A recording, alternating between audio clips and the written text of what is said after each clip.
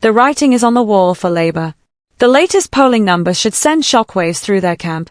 Angela Rayner, the Deputy Prime Minister herself, is staring down the possibility of losing her seat to Reform UK, of all parties. A seat that has been firmly Labour since 2015 could soon be in the hands of Nigel Farage. But Rayner isn't the only one at risk.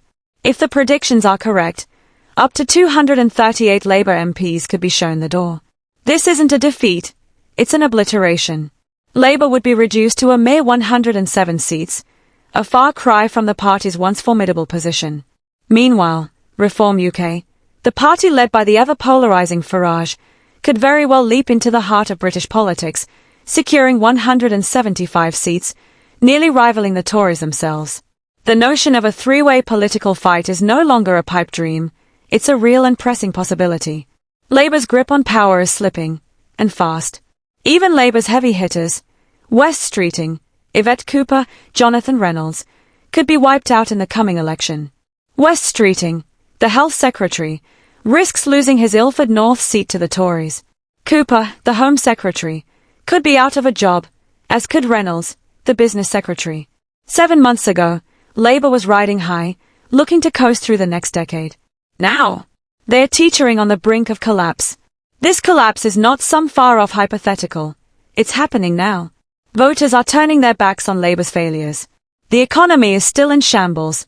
Inflation continues to ravage working-class families, and immigration control remains a far-off dream. Farage's Reform Party, meanwhile, is capitalising on Labour's weakness, attracting voters from Labour strongholds and offering something that people are actually willing to listen to.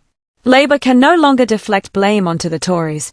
The ball is in their court now, and they are failing spectacularly. The honeymoon period is over. Voters expect results, not excuses. Labour promised change, but all they've delivered is more of the same.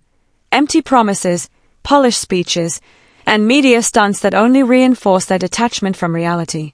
Take inflation as a prime example. Starmer and his shadow chancellor, Rachel Reeves, promised to get the economy back on track. Yet prices continue to squeeze working families, and real relief feels like an unattainable dream. What happened to the promises of lower energy bills and cheaper groceries? What happened to wages stretching further? All of it remains a fantasy as businesses continue to struggle under the weight of high taxes and job insecurity. Labour's complacency is not just a political failure, it's a betrayal of the very people who voted for them in the hope of a better future.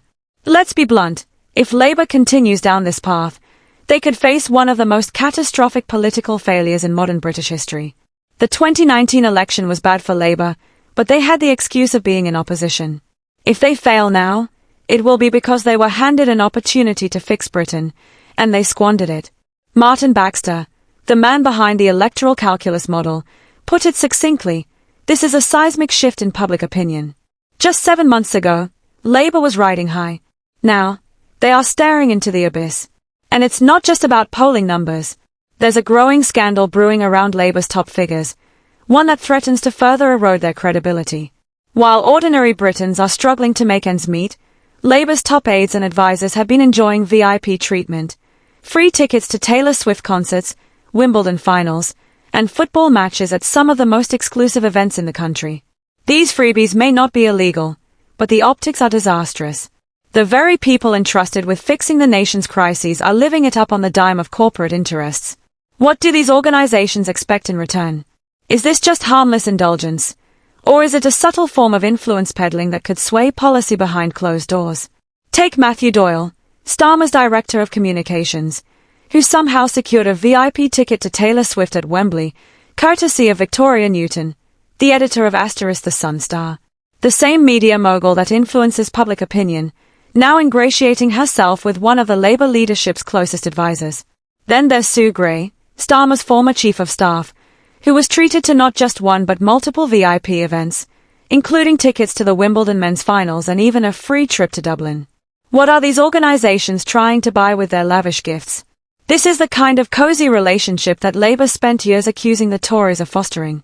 Now, it's their turn. The hypocrisy is staggering. Labour spent years railing against the Tories for their alleged ties to big business and media moguls.